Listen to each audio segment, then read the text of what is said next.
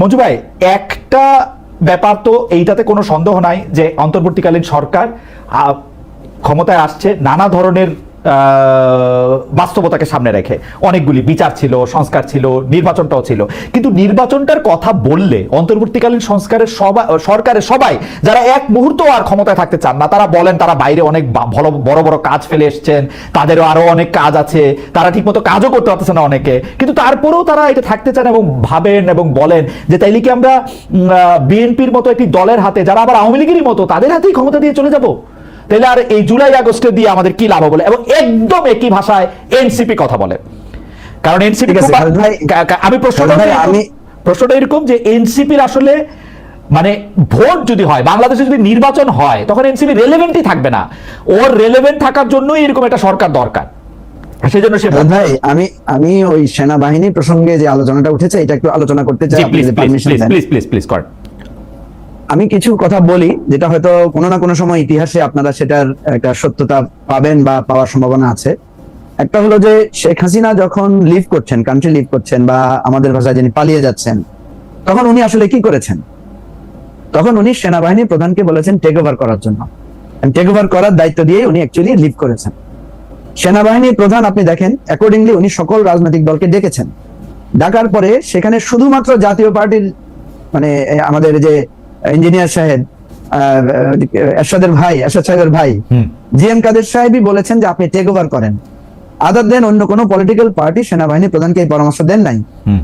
পার্টির রাজনৈতিক দলের নেতারা বলেছেন আপনাকে ছাত্রদের সাথে কথা বলতে হবে, যেহেতু ছাত্ররা এখন গণভবন অভিমুখে, পুরো ঢাকার রাস্তা ব্লক, আমরা ছাত্রদের সাথে কথা বলতে চাই।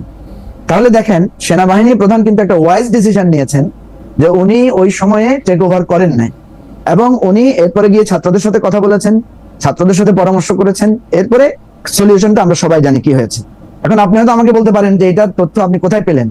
এটার তথ্য আপনি চাইলে আপনি ওই দিন মিটিং এ যারা ছিল তাদেরকে ডাকতে পারেন, এবং কখনো কখনো আপনি এটার প্রমাণ পাবেন। আমি আপনাকে বিশ্বাস করি যে আপনি ঠিক কথাই বলছেন। জি হ্যাঁ, মঞ্জু ভাই আমি এক সেকেন্ড একটা জিনিস এখনই জানতে চাই, মানে সেনাপ্রধান কি টেক ওভার করতে চান বা করার ইচ্ছা আছে, এটা প্রকাশ করেছিলেন সবার সামনে? আমি তো বলি নাই সেটা। আপনি একটু খোলাখুলি বলেন, আপনি খুব ডিপ্লোম্যাটিক কথা বলছেন। না বলেন মঞ্জু ভাই বলেন। না জিএম কাদের তো বলবেই, জিএম কাদের সেনাপ্রধানকে টেক ওভার করা, কিন্তু সেনাপ্রধান সেই সময় এই ব্যাপারে কোনো ইচ্ছা প্রকাশ করে নাই। জি মঞ্জু ভাই। জাহিদ ভাই আপনি যদি কথা বলতে না দেন আপনাকে কিন্তু পরে আচ্ছা ঠিক আছে, আপনাকে কিন্তু সরকার প্রধান হিসেবে মানবো না কিন্তু। আচ্ছা জি মঞ্জু ভাই আপনি বলেন। জি মঞ্জু ভাই আপনি বলেন। আমি বলি কি, তর্ক বিতর্ক না করে আসেন ঠান্ডা মাথায় আমরা আলোচনাটা করি। তাহলে সেনাবাহিনী প্রধান কখনো ইচ্ছা প্রকাশ করেন না। উনি বলছেন যে আপনারা রাজনৈতিক দলের নেতৃবৃন্দ আপনারা বলেন বর্তমান সময়ে করণীয় কি। সেখানে শুধু জিএম কাদের সাহেবের কথা বলেছেন যে আপনি টেক ওভার করেন, আপনি জাতির উদ্দেশ্যে একটা ভাষণ দেন, ভাষণ দিয়ে বলেন যে আপনি টেক ওভার করেছেন। কিন্তু সেখানে মির্জা ফখরুল সাহেব সহ অন্যান্য নেতৃবৃন্দ বলেছেন না, আমরা ছাত্রদের সাথে এটা আলোচনা করি। একটা আলোচনার কথা আপনি জানেন যে ছাত্ররা বলেছে যে একটা ন্যাশনাল গভর্নমেন্ট হবে, কিন্তু ন্যাশনাল গভর্নমেন্ট হওয়ার ব্যাপারে বিএনপি অনাগ্রহী ছিল, আগ্রহ প্রকাশ করেন নাই। ফলে এটা একটা প্রফেসর ইউনূসকে কিভাবে প্রস্তাব করা হয়েছে, কিভাবে হয়েছে, এগুলো আলোচনা এসেছে। এখন প্রশ্ন হচ্ছে, দেখেন এই যে সেনাবাহিনীর প্রধান যখন জাতির উদ্দেশ্যে ভাষণ দিয়েছেন, সেদিন সবাই টিভির সামনে বসেছিল, ফেসবুকের সামনে বসেছিল, সোশ্যাল মিডিয়ার সামনে বসেছিল। মঞ্জু ভাই একটা ছোট্ট কোয়েরি, আপনি যেহেতু ওই প্রসঙ্গ তুলেনি, জনাব আসিফ মাহমুদ সজীব ভাই যেরকমটি বলে থাকেন, আসলেই সেনাপ্রধান বুকে পাথর বেঁধে ডক্টর ইউনূসকে মেনে নিয়েছিলেন? এটা কি আপনি জানেন? তার এই ক্লেমটা ঠিক? এই কথাটা আসিফ মাহমুদ সজীব ভুঁইয়া বেশ কয়েকবার বলেছেন, এবং এটা এইভাবে বলা যে ঠিক হয় নাই, বলা ঠিক না, আমরা ক্লেমটা ঠিক কিনা আসলে তার ইয়া ছিল, রিজার্ভেশন ছিল ডক্টর ইউনূস নিয়া ওয়াকার সাহেবের। আমার কথা ওই যে আমাদের নিয়মে বলেছেন না সবকিছু নিয়ম মতো চলবে, নট নেসেসারিলি। আমি কিন্তু ওই কথা বলবো না। আমি যদি বলি তাহলে সবার ক্ষেত্রে এটা প্রযোজ্য হবে, আর আমি যদি বলি যে না নিয়ম মতো চলতে হবে, তাহলে সবার ক্ষেত্রে নিয়ম মেনে চলতে হবে। এখানে বায়াসনেস করা চলবে না। আমি যেটা বলি এটা ইতিহাসে প্রমাণ হবে। আজকে প্রযোজককে বইলা সময় একটু বাড়াইছি যখন আপনার একটু প্রশ্নটা করি। যেমন আমার একটা ধারণা ছিল যে আমরা সবাই মিলে প্রফেসর ডক্টর মোহাম্মদ ইউনূসকে সরকার প্রধান হিসেবে মাইনে নিয়েছিলাম। এখন আসিফ মোহাম্মদ সজীব, অ্যাকর্ডিং টু আসিফ মোহাম্মদ সজীব ভুঁইয়া, সেনাপ্রধানই এটা মানে নাই। এরকম না মানার কাতারে আর কে ছিলেন? মানে উনি কি আসলে মানে নাই? মানে মঞ্জু ভাই মানছিল, সবাই মিলে কি ডক্টর ইউনূস চাইছিল? এটা একটু বললেন। আমি আপনাকে বলি ডক্টর ইউনূসকে সবাই মিলে মানছিল। ছাত্ররা মির্জা শুধু সেনাপ্রধান বাদে না, সেনাপ্রধানও মেনেছে। সেনাপ্রধান যে প্রশ্নটা তুলেছেন, আমি যতটুকু জানি, হ্যাঁ। বুকে পাথর চাপা দেওয়ার বিষয়টা আমি জানি না। হুম। আমি জানি যে সেনাপ্রধান বলেছেন উনি তো কনভিক্টেড, হুম। ওনাকে রাষ্ট্রীয় প্রধান দায়িত্বটা দেয়া যাবে কিনা। ওকে। তখন ছাত্ররা বলেছে যে হাসিনার কোনো বিচার আমরা মানি না, হুম। শেখ হাসিনার কোনো বিচারই আমরা মানি না।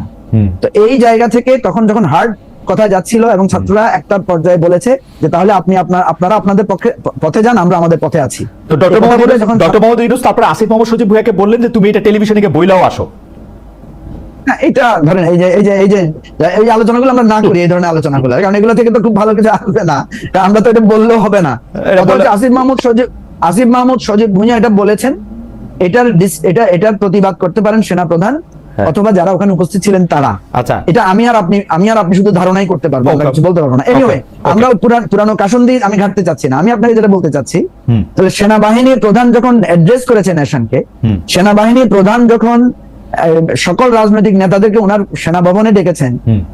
সেনাবাহিনীর এটা উনি যে নিয়ম লঙ্ঘন করেছেন বা উনি যে ওনার চর্চার ক্ষমতার বাইরে করেছেন, এই প্রশ্নটা তো আমরা কেউ তুলছি না, আমরা তো ওনার ডাকে সরাসরি সবাই ক্যান্টনমেন্টে গিয়েছি। তাহলে এখন কেন আমরা প্রশ্ন তুলছি যে সেনাবাহিনী প্রধান নির্বাচনের ডেট নিয়ে কথা বলতে পারবেন না? এটা খুব যৌক্তিক কথা না? এই কথাটা জাহেদ ভাই তুলেছেন। এখন আমি আপনাকে বলি, হুম। সেনাবাহিনী প্রধানের কথাগুলোর মধ্যে যৌক্তিকতায় আমি কোনো ঘাটতি দেখি না, হুম। কারণ উনি ইতিহাসের একটা কঠিন সময়ে গুরুত্বপূর্ণ দায়িত্ব পালন করেছেন এবং এখনো করছেন। এখনো বাংলাদেশ সেনাবাহিনী ইনভলভ না হলে কোনো কেওয়াস, রাস্তায় যে সমস্ত মারামারি গন্ডগোল ঝামেলা হচ্ছে, কোনো কেওয়াস আমরা হ্যান্ডেল করতে পারছি না। হুম। প্রশ্ন হচ্ছে একটা, আমি আপনাকে বলি, একটা হচ্ছে যৌক্তিক, আরেকটা হচ্ছে কৌশলগত। একটা হচ্ছে নীতিগতভাবে সঠিক, আরেকটা হচ্ছে কৌশলগতভাবে ঠিক কিনা। সেনা প্রধানের এই বক্তব্যগুলো নীতিগতভাবে সঠিক, কিন্তু কৌশলগতভাবে আমি একটু কনফিউজ যে সঠিক না। কেন বলছি আমি আপনাকে, কারণ সেনাবাহিনী প্রধান সম্পর্কে পাবলিকলি যেটা ধারণা বা স্পষ্ট, উনি শেখ হাসিনার আত্মীয়। দ্বিতীয় হচ্ছে উনি শেখ হাসিনার সময়কার সময় সেনা প্রধানের দায়িত্ব পালন করেছেন, সেই সময়েও রাষ্ট্রের নানা নিয়ম শৃঙ্খলা, গণহত্যার মতো ঘটনাগুলো ঘটেছে, নানা ধরনের গুম খুন, আপনার কি বলে এই যে আয়নাগরের ঘটনাগুলো ঘটেছে। তো উনি যখনই, আমরা যে সমস্যাটা ফিল করি, আমার একটা কথা বিএনপির, শুনেন একটু আমাকে বলতে দেন, আপনি তারপর বলতে পারবেন। জি। আমরা যখন, আমার একটা কথা যখন বিএনপির পক্ষে যায় বিএনপি খুশি হয়, আবার বিএনপির বিপক্ষে গেলে বিএনপি অখুশি হয়, ঠিক তেমনি ভাবে আমাদের যে সমস্ত ইনফ্লুয়েন্সাররা যখনই দেখেছে সেনাবাহিনীর এই কথাটা উনাদের নীতির বাইরে গেছে, তখন ওনারা চ্যালেঞ্জ করেছেন যে সেনাবাহিনীর প্রধান তো হাসিনার আত্মীয়, উনি তো আগে এটা করেন নাই, আগে সেটা করেন নাই, আগে প্রতিবাদ করেন নাই, সমস্ত কথাগুলো বলেছেন। এখন প্রশ্ন হচ্ছে যে সেনাবাহিনীর প্রধানের সমালোচনা আমরা করতে পারবো কিনা? আমরা ডক্টর ইউনূসের সমালোচনা করছি, আমরা খালেদা জিয়া যখন প্রধানমন্ত্রী ছিল ওনার বিরুদ্ধে রাস্তায় স্লোগান দিয়েছি। একটু দ্রুত বলতেন ভাই, একটু দ্রুত শেষ করতেন, আরো অনেকগুলি প্রসঙ্গ ছিল। আমি যেটা বলতে চাচ্ছি যে আমি আবারও ডাক্তার জাহিদের ওই কথাটাকে রেফার করছি, যে উনি বলছেন সবকিছু নিয়ম মতো চলবে, নট নেসেসারিলি। আমরা এমন একটা সময় পার করছি এখানে সবকিছু নিয়ম মতো চলছে না, এই জন্য আমি যারটা পাচ্ছি তাকে সহায় দিচ্ছি, কিন্তু নিজের ত্রুটিটা আমরা বলছি না। সেই জায়গা থেকে আমার বক্তব্য হচ্ছে যে আমাদের এই জায়গাগুলোতে যত বেশি কম বিতর্ক তুলে আমরা একটা সমাধানের পথে যেতে পারি। দেখেন ডাক্তার জাহেদ যতগুলো কথা ডক্টর ইউনূসের বিরুদ্ধে বলেছেন, বেশিরভাগ কথাই সঠিক, কিন্তু তাহলে ডাক্তার জাহেদের তো উচিত ডক্টর ইউনূসের পদত্যাগ চাওয়া। বিএনপি যে আপনি বললেন চায় তো, আমি কিন্তু চেয়েছি, আমি ডক্টর ইউনূসকে বলেছি, স্যার আপনি এবং আপনার পুরো এই উপদেষ্টা পরিষদ পদত্যাগ করলে আমি খুশি, কিন্তু আপনারা পদত্যাগ করলে রাষ্ট্র যে সঠিকভাবে চলবে সেটা যদি আমি নিশ্চয়তা পাইতাম তাহলে আপনার পদত্যাগ চাইতাম আমি। এখন বিএনপিও কিন্তু শেষ পর্যায়ে গিয়ে এত সমালোচনার পরেও ডক্টর ইউনূসকে বলে যে আপনাকে থাকতে হবে।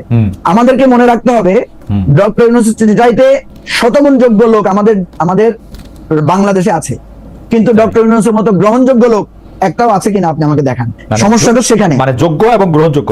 আচ্ছা, আপনি একটু ছোট করে একটু মন্তব্য করেন তো, মানে আপনি যোগ্যতা এবং গ্রহণযোগ্যতা, আমার কাছে মনে হয় ডক্টর ইউনূস যে অ্যাসাইনমেন্ট হাতে নিয়েছেন সেই অ্যাসাইনমেন্টটা ওনার শেষ করা উচিত এবং শেষের আগে যত কম বিতর্ক করা যায়। মঞ্জু ভাই, আমি কিন্তু খুব বিনয়ের সাথে আমি বলতে চাই, এই বিতর্কগুলি কিন্তু আমরা করি নাই। আপনি দেখেন করিডোর নিয়ে যে কথা উঠছে, এটা আমরা শিখাই দিয়েছিলাম ডক্টর ইউনূসের তো পররাষ্ট্র উপদেষ্টারা এটা কইতে। একটা বিতর্কেরও কি আমরা এটার মধ্যে আসছি? আমরা কি ডক্টর ইউনূসকে শিখাই দিয়েছিলাম যে ডিসেম্বর মাসে গিয়া তুমি ইয়ার মধ্যে গিয়ে আপনি গিয়ে বইলা আইসেন যে না আওয়ামী লীগ আমি কোনোদিন বহিষ্কার করবো না, কারণ আওয়ামী লীগ বহিষ্কার করা আমার এখতিয়ার না? আমরা কি এগুলি শিখাই দিছিলাম যে আপনি হাসনাত যখন আন্দোলনে আসবে তখন ওদেরকে গরম ঠান্ডা পানি দিয়ে শীতল করে তারপর ওদের কথা আপনি 3 দিন পরে মাইনা নিয়েন? কোনোটাই তো আমরা খালেদ ভাই, খালেদ ভাই, যেই কয়েকটা শুনেন, কথা ডক্টর জাহেদ বলছে এর একটাও কিন্তু ডক্টর জাহেদ এই বিতর্ক শুরু করে নাই, বিতর্ক শুরু করছে ডক্টর খালেদ ইউনূস ভাই, এবং তার পারিষদ। খালেদ ভাই, আমি তো বলছি ডক্টর, আমি তো ভাই আপনাকে বললাম আপনার এই জি। কথা তোলার দরকার ছিল না, তো আমি তো বলছি ডাক্তার জাহেদ যে কথা গুলো বলছে জি। এটার 99% কারেক্ট। আমি তো সেটা স্বীকার করতেছি, doctor Yunus bias, doctor Yunus fail করেছেন, ডক্টর ইউনূস আমাদের ঐক্য রক্ষা করেন নাই, ডক্টর ইউনূস এখন তার কোনো কন্ট্রোল নাই সরকারের উপরে। তাহলে ডক্টর ইউনূসের পদত্যাগের চাইতে আমাদের অসুবিধা কোথায়? আমরা সবাই মিলে একমত হলে ডক্টর ইউনূসের পদত্যাগের মাধ্যমে কারণ আপনার কথা ঠিক, এখানে আবার আপনার কথা ঠিক, সেই জন্য আমি এত কথা বললাম যে আসলেই কোনো গ্রহণযোগ্য লোক নাই। একটা লোককে পাওয়া গেছে যে আমরা এটলিস্ট আমরা এটা বলতে পারছিলাম যে ডক্টর মোহাম্মদ ইউনূস আসলে আওয়ামী লীগ না বিএনপি না, কিছুটা এনসিপি, এটা উনি পরে বলছে, আমরা কিন্তু বলি নাই। এটা কিন্তু উনি বলছে, এটা আমাদের দোষ। আমি তো ওইটা উনি বলছে। আমি একটা প্রস্তাব দিতে চাই আপনার জি, মাধ্যমে। জি। ডক্টর ইউনূসের উচিত হবে এই সমস্ত যে অভিযোগগুলো ডাক্তার জাহেদ এবং বিএনপি একসাথে দিচ্ছে, হ্যাঁ। এটাকে একসাথে করে আমাদেরও প্রয়োজনে সমর্থন নিয়ে ডক্টর ইউনূস পদত্যাগ করুক, আমরা একটা নতুন সরকার করি। না, আর না, ডক্টর ইউনূস না, পদত্যাগ করে, ডক্টর ইউনূস শুনেন, ডক্টর ইউনূস পদত্যাগ করে এনসিপির নেতৃত্ব গ্রহণ করুক, না। আরো অন্যান্য দলও যদি নিয়ে এটা জোট করুক। শুনেন, আমার এটা ভালো কথা হবে, হচ্ছে- এটা ভালো হবে, it's a very good suggestion. উনি ইলেকশন আমার করুক, কথা- করে সংস্কার করুক। হ্যাঁ, আমার কথা হচ্ছে এই কাদা ছোড়াছুড়ি, আমি ডাক্তার জাহেদের মতো একজন ব্যক্তি এই কাদা ছোড়াছুড়িতে ঢুকাটা আমার পছন্দ না। কারণ আমি চাই যে আমাদের গ্রহণযোগ্য লোকের সংখ্যা খুব কম, আমাদের যোগ্য লোকের আচ্ছা কোনো অভাব আচ্ছা নাই, আচ্ছা, ইনশাআল্লাহ। মঞ্জু ভাই খুব সুন্দর করে একদম মানে কি বলে পাটাতনটা রেডি করছেন। আমি